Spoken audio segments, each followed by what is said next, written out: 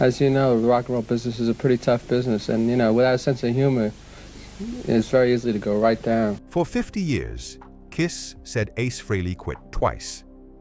Now, after his death, they admit the papers tell another story. From 1978 platinum albums to $300 million brand deals, the numbers never matched the words. Therefore, was Ace protecting freedom or hiding betrayal? And why did Gene Simmons call him back, one final time? A studio wall meets gravity. A legendary guitarist collapses in silence, then vanishes from the stage. In September 2025, Ace Frehley suffered a fall in his New Jersey home studio. Initial statements describe the accident as a minor fall and cancel his upcoming tour dates. Despite that calm front, the public senses something deeper. On October 6th, he canceled the remainder of his 2025 tour, citing ongoing medical issues. Weeks later, on October 16th, his death was announced, aged 74, from a brain bleed linked to the fall. What holds special weight is the band's silence during the crisis. Kiss offers no early clear statement. That gap between the fall and the clarity of death creates a vacuum of suspicion and fear among fans and insiders. They ask, why did such a rock veteran vanish from the headlines before the truth landed? Frehley's Instagram post on September 25th notes, "He is fine, but against his wishes, his doctor insists that he refrain from travel." Behind that, TMZ reports he's on life support, tubes and machines holding his life in place. The fall itself becomes a trigger, a powerful moment reshaping everything. A man who once played 70,000-seat arenas finds himself silent in a hospital wing. The swing from loud to still echoes deep. Therefore, the path from collapse to confession begins here. A band icon passes, the mask drops. On October 16, 2025, Ace Frehley, founding lead guitarist of Kiss, dies aged 74 after complications from a fall. His family confirms his death in Morristown, New Jersey, following a brain bleed linked to a studio fall in September. At the same moment, Kiss finally speaks. Gene Simmons and Paul Stanley release a joint statement calling Frehley an essential and irreplaceable rock soldier during some of the most formative foundational chapters of the band. That admission breaks the long silence and adds force to the suspicions fans have carried for decades. Why does this statement matter so much? Because for years, the band held tight lips while Frehley floated in absence. Tour cancellations, minimal contact, and an unclear exit in 1982 and again in 2002.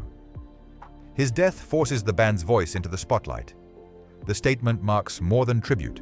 It implies confession. Behind the statement lies a timeline full of shadows. In September, Frehley publicly labels his fall minor and cancels his remaining 2025 tour dates, citing ongoing medical issues. But within weeks, headlines emerge. Frehley on life support, brain bleed, ventilator. Public and private details diverge. The band's late response amplifies the mystery. The payoff hits when we see the band's statement not simply as tribute, but as acknowledgement of truth they held back. They credit his foundational role at the exact moment his contribution slips from living presence to legacy. That shift frames the reveal. What they finally admit now shapes how history remembers them all. A legend's exit stirs shadows. A band's silence invites questions. Fans circled rumors for decades. Lineup splits, royalty fights, personal rights. And after Ace Frehley's death, those suspicions exploded into daylight. From the moment Ace walked away in 1982 and then again in 2002, supporters whispered that something deeper powered his departures. They sensed creative walls, stalled credit and control slipping through his fingers. Ace himself repeatedly claimed he quit both times. Meanwhile, Kiss publicly claimed firing. That clash fuels tension in this chapter. When announcements came in October 2025 of Ace's passing at age 74, Kiss released a profound tribute. Yet they followed up months later with acknowledgements that Ace's role in their story ran far deeper than commonly acknowledged. His guitar work and persona helped anchor the original makeup era that sold over 100 million records worldwide. How does that tie to the long-standing rumors? Kiss 2024. Deal with Swedish firm Pophouse reveals a crucial plot twist. In April, they sold their catalog, name, logo, and makeup rights for more than $300 million. Ace's persona and guitar identity were core to that brand and sale, yet his voice remained faint in the public narrative until now. The band's late admissions validate what insiders and fans knew. Ace shaped more than solos. He shaped identity, image, and value. By finally saying so, they shift historical weight. They reveal that behind the brand of Kiss lay a man whose contributions helped vault the band into cultural legend. This chapter closes with one startling figure. The sale cover sheet lists trademarks that trace directly back to Ace's Spaceman character, a silent confirmation of his creative capital. A mask sold millions. A legacy swapped its name. In April 2024, Kiss sold their catalog, name, logo, and makeup rights in a deal estimated at $300 million to Swedish firm Pophouse Entertainment. This sale thrusts into bright light a question long hidden. What belonged to Ace Frehley? He who gave us the Spaceman looked on as the band's brand zipped out the door, and he claimed he still held rights to his character. In a December 2023 statement, he said he expects payment when the band uses his makeup in Avatar shows. So where did his ownership stand? While Kiss declared, "We own it," in reference to the Spaceman design, US trademark filings cite that Kiss catalog, Inc., now owned by Pophouse, held the original mark. Ace's claim years earlier, of leasing his persona rather than transferring full rights, creates a hidden loop of ownership and legacy. Musicians and fans, long, suspected the band treated personas like currency. With the $300 million deal, that suspicion becomes admission. His stage identity was cash flow. Therefore, the reveal matters. Kiss now faces the unuttered truth. This band's brand is built on characters, and characters matter in dollars and memory. The stolen myth that Ace walked away. The deeper truth, he gave away far less than the world thought, and now the deal proves value in what he created. The band sale becomes proof of his creative capital, meaning that through him the dollars passed, the mark was made, and the band finally acknowledges it. Figures hit the public eye. The brand sells for hundreds of millions. The truth comes later.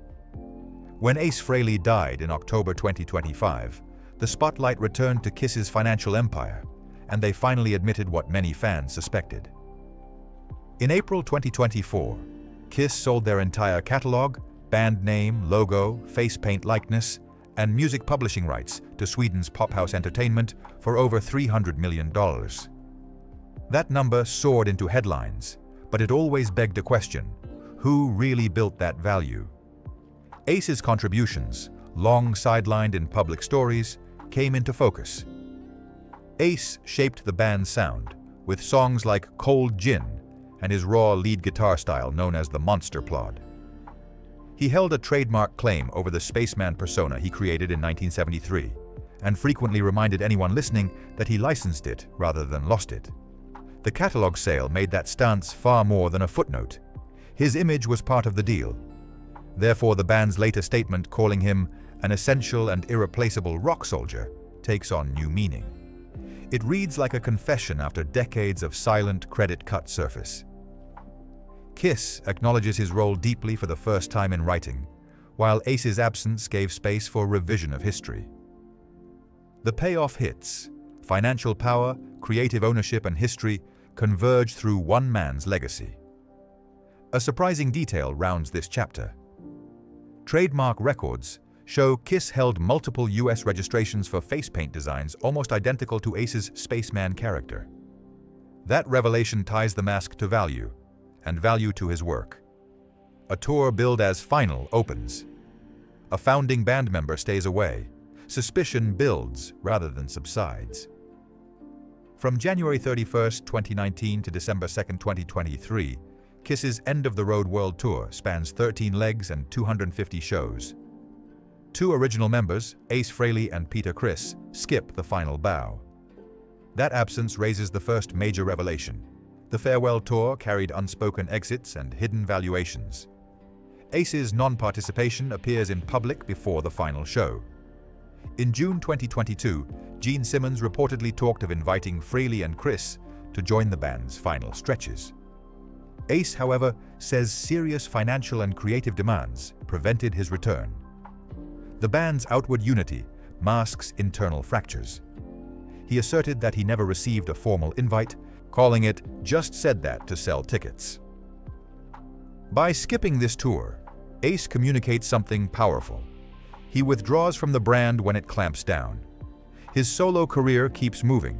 His 2024 album 10,000 Volts charts on Billboard. Meanwhile, the band invests in its future Avatar entertainment and major brand deals. The narrative shifts, Kiss trading live human presence for legacy transformation. The tour's financial trackers show massive figures, but also hidden power dynamics. The box office legacy of the original lineup fades, while the brand value rises. Ace's absence signals a deeper departure than just from stage. He steps out of the corporate structure. Therefore, what seemed a dramatic farewell becomes proof of internal transition. Fans with backstage passes and old luggage tags begin to realize the show didn't end with a hug. This tour closed on contracts.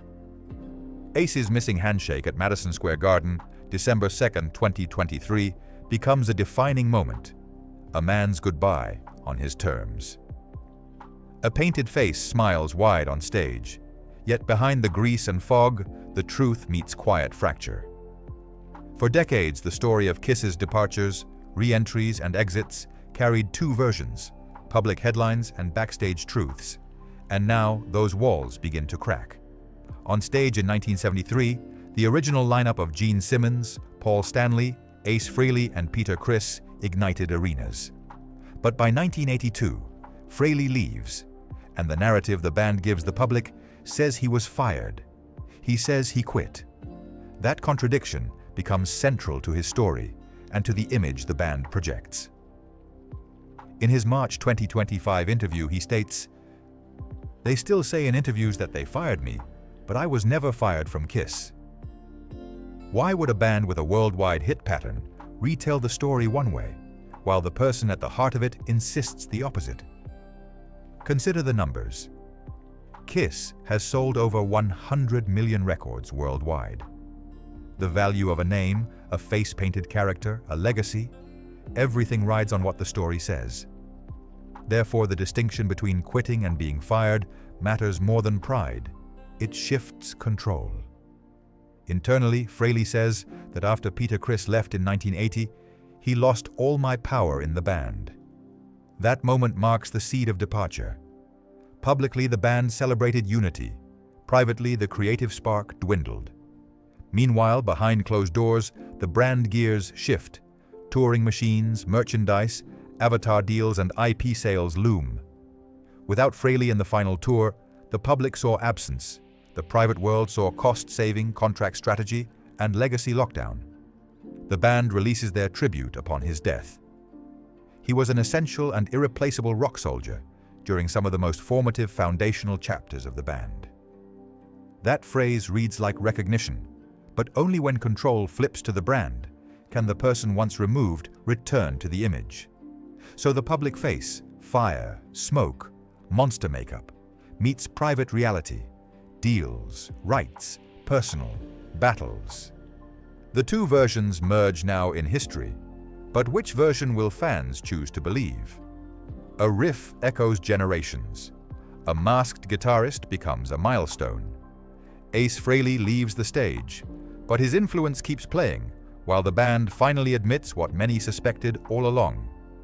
Musicians from grunge, metal, and alternative scenes point to Frehley's raw, instinctive style as a turning point. The article Kiss guitarist Ace Frehley inspired a generation of rock stars, including Pantera, Pearl Jam, and Tool, notes his impact. Mike McCready of Pearl Jam says Frehley's riffs pulled him into music. That acknowledgement places Frehley far beyond a band member, into myth. Frehley himself reflects on how he wrote hits like Cold Gin on subway rides and played guitar tracks without formal training. His soul hit New York Groove hit number 13 on Billboard in 1978, the highest charting among the 4 original members' solo albums. That solo success gave weight to his narrative: independence, creativity, survival. Meanwhile, the band, Kiss, recently admits what fans long sensed. After Frehley's death on October 16, 2025, they released statements calling him an essential and irreplaceable rock soldier during some of the most formative foundational chapters of the band. Those words sound like tribute, but they also read like acknowledgement of influence that had been minimized. Behind the scenes, leaked contracts and testimonials show that Frehley's persona and musicianship carried commercial value and cultural weight. The band's 2024 sale of their catalog and rights for over $300 million underscores this. His missing presence in past public narratives now looms large. Many witnesses speak of studio arguments, credit disagreements, and licensing tension. The apology, thin though it may feel, opens a door. A headline hits, $300 million, the class act or the closing act? In April 2024, Kiss sells their entire music catalog, brand name, logo, face paint likeness, and intellectual property rights to Pophouse Entertainment for an estimated $300 million. That deal locks in value for the band, but also puts light on what the guitarist Ace Frehley created and what he may have claimed. He long held that he licensed his Spaceman persona rather than fully giving it away. The catalog sale makes it clear that the band's brand, with its image, sound, and style deeply embedded, counts for serious money. How does this tie back to Ace's story? In February 2024, he released his album 10,000 Volts, which peaked at number 72 on the Billboard 200. While that may not equal the scale of the band's biggest hits, it proves he still held creative currency. Meanwhile, Kiss signs off their touring era and sells the kingdom. Anybody paying attention sees the line connecting his solo work to the band's legacy sale. Gene Simmons refers to the deal as a natural thing, out of respect and love for the fans. But for Frehley, it feels like the moment when the assets tied to his identity begin to shift permanently. This chapter uncovers the numbers behind the legend: rights valuations, trademark filings, master recordings tied to the Spaceman persona, and revenues flowing from nostalgia. The twist: while the band sells out, Ace's legacy gains weight, and his absence marks the value he held. A surprise detail: archival records show multiple U.S. trademark filings by Kiss, covering Spaceman-style makeup and imagery, files that predate the 2024 deal. That indicates the persona Ace helped build was always a key asset. A stage without its star, a brand stripped to its bones. With Ace Frehley dead at 74 on October 16, 2025, and Kiss's original touring life ending in December 2023, the band's next chapter begins in the shadow of his absence. Kiss announced that the final MMR's End of the Road show that they will transition into digital avatars and immersive experiences through 2027 and beyond. The brand will live on, but in forms far removed from battles of riffs and face-painted anthems. That evolution confirms what fans suspected. The band always functioned as myth and machine, and now the machine accelerates. However, with Ace gone, the public face of that myth shifts dramatically. The remaining founders, Gene Simmons and Paul Stanley, now carry the legacy, but they do so while finally admitting what roles Ace filled. Their late tribute said he was an essential and irreplaceable rock soldier during some of the most formative foundational chapters of the band and its history. That rare acknowledgement sets the stage for how Kiss will walk forward. Financially, the March 2024 deal that sold Kiss's catalog and brand rights for over $300 million to Sweden's Pophouse underscores the pivot from live legend to packaged IP. That sale signals a profound transformation. the Spaceman's riffs echo outside the stadiums in streaming platforms, licensing deals and avatar revenues. For fans, the emotional arc changes. Kiss becomes less about four men on stage and more a world built on their characters. With Ace's presence gone, his absence speaks louder than solos ever could. The story he helped shape now belongs not just to him, but to the brand he powered. A broken city block, a kid with a guitar and a dream. Before the arena lights and rocket-soaring guitar solos, Paul Daniel Ace Frehley grew up in the Bronx, New York, youngest of 3 children, where music pulses through his family home and ambition burns in his veins. At age 13, he received an electric guitar for Christmas. That simple gift becomes his escape. He teaches himself to play while his peers roam city streets. By 1967, a concert featuring The Who and Cream hit his mind like lightning. He knew he wanted more than just to watch rock happen. In early 1973, he answered an ad in the Village Voice seeking a lead guitarist. He auditions for a fledgling band with a loud name and bigger ambition. His boots don mismatched colors, one orange, one red. Gene Simmons sees a tarot card oddball, but he hears the tone, the rawness, the shape of what rock might become. 2 weeks later, Ace joins the band that becomes Kiss. He designs the signature lightning bolt logo, crafts his Spaceman persona, and builds a stage figure that shoots rockets and spits smoke. That doesn't happen overnight. From delivering furniture and driving a taxi to hauling amps, every step anchors his later claim: I control the story. Why does this chapter matter? Because the man who later disputes the narrative of being fired spent years laying the foundation of his identity before anyone called him famous. The child from the Bronx chooses the mask before the mask chooses him. Hidden detail: his first paid gig for his band, Cathedral, happens at age 17, and the equipment rental debt comes out of his own pocket, early proof that he would pay for his own rocket ride. Next, we trace how that childhood determination collided with brand deals, contracting rights, and a spaceman's legacy shifting into high gear. The story of Ace Frehley doesn't fade with the lights. Stay close, subscribe, and join the next chapter, where the masks come off and another untold truth waits just beyond the music.